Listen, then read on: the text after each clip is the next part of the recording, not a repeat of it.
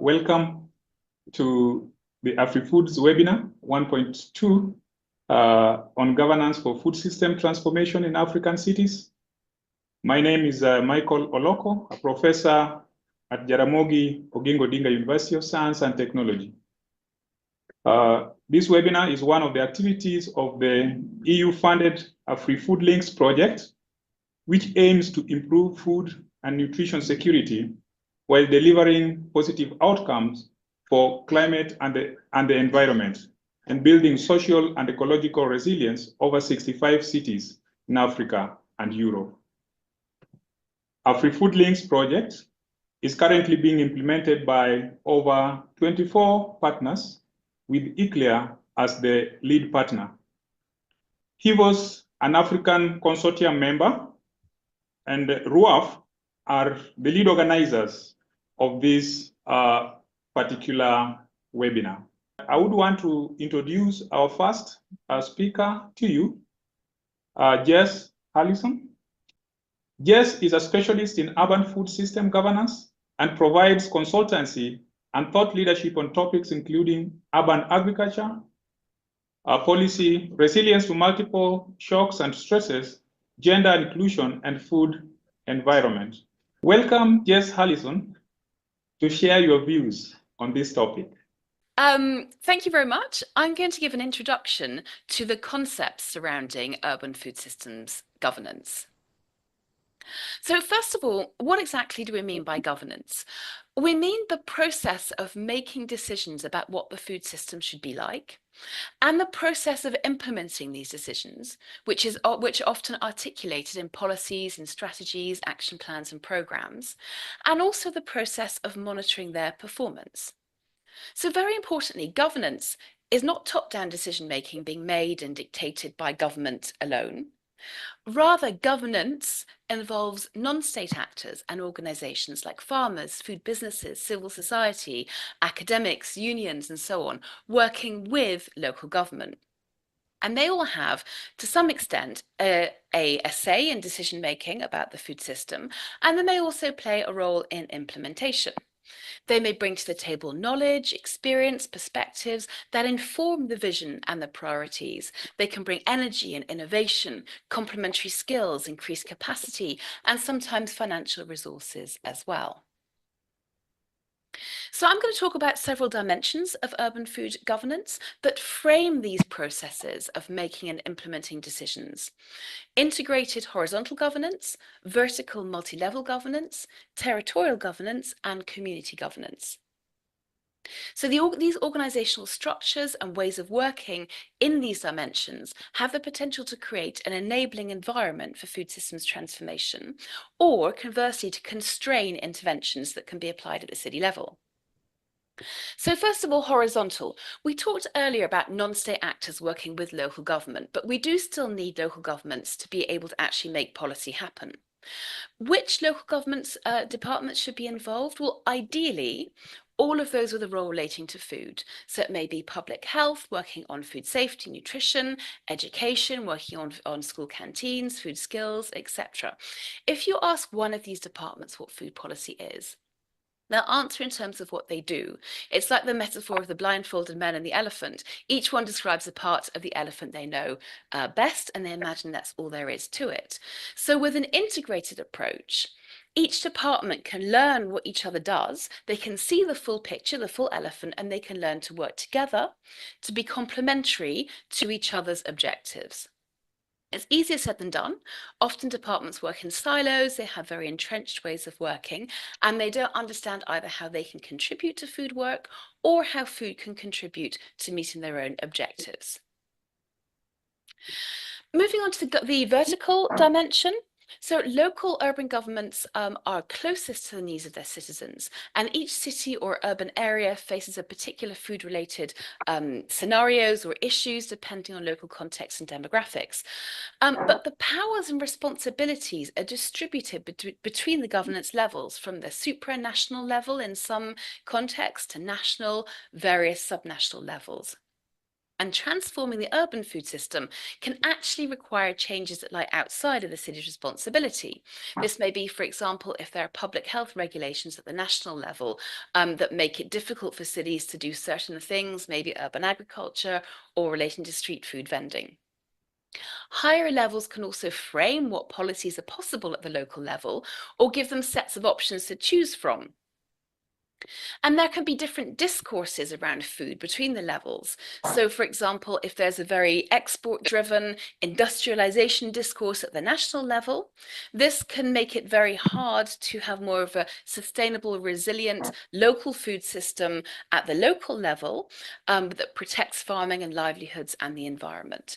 So we really want a multi-level vertical governance that creates an enabling environment for urban food actions that meet the local needs. The next dimension is territorial. So we see cities as being situated in city regions, a larger urban centre or a conglomeration of smaller urban centres and the surrounding and interspersed peri-urban or rural hinterland. But these city regions can include several local government areas or parts of different administrative regions. So you may see what we call polycentric governance, where there are several towns or cities that have their own food governance arrangements, but also relate to each other over issues that affect them all. It may be quite tricky to have them working together if, for example, there are different political parties or discourses between local governments, or if they fall on different regional governments. It can be a little tricky to have everybody working together in a seamless way.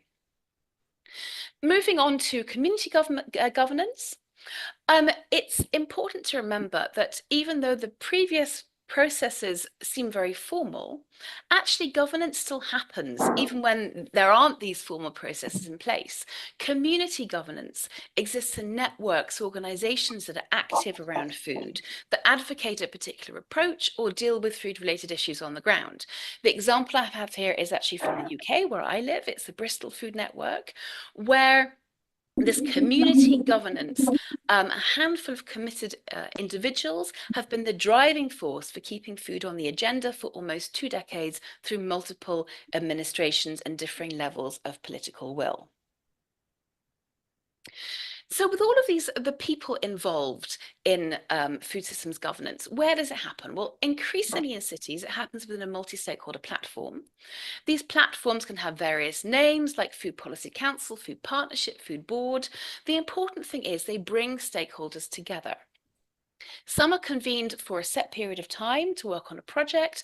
Others are longer term bodies that are set up to be active over many years. And that is the ideal, but it can be quite difficult to transform a project multi-stakeholder platform into a long lasting platform.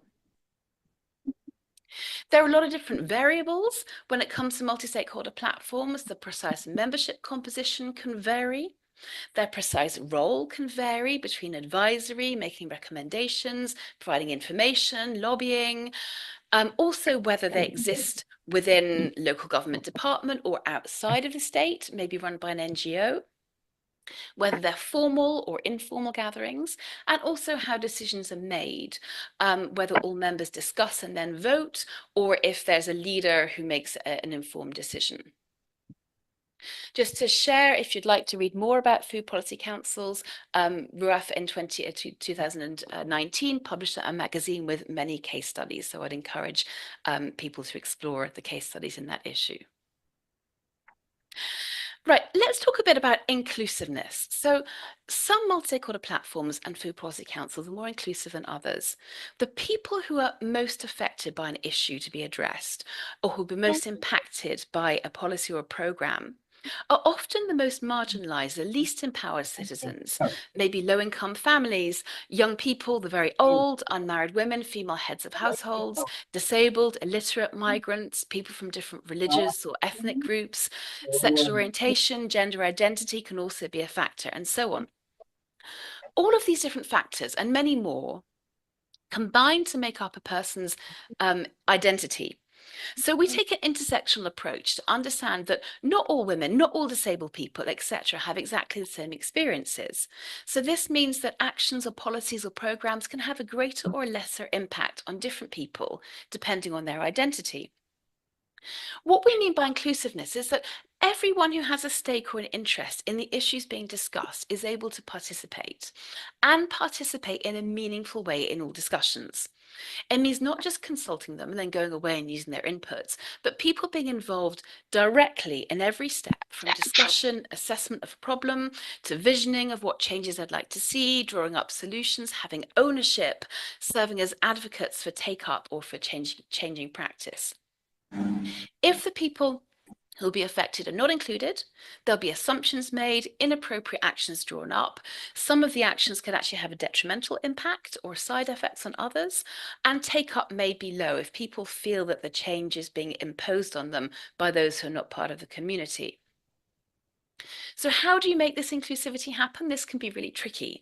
There are lots of practical considerations. Where are you holding meetings? Can people get there? What time are you holding meetings? Can people take time away from other responsibilities like work or family? You may need to provide childcare. What language is the meeting in? For everyone to be able to understand and contribute, it's a good idea to talk in the local language and to avoid technical language and jargon. Other issues around empowerment. If everyone's going to feel comfortable and confident speaking in a workshop setting, are there implicit or explicit power issues? Maybe if you have politicians and business leaders side by side with school students, will the students feel like they are able to speak out? If you want informal food workers alongside city officials, the informal workers may be worried about being censored for activities that go against local regulations. In some places, women may not feel like they can speak freely in a workshop with men present.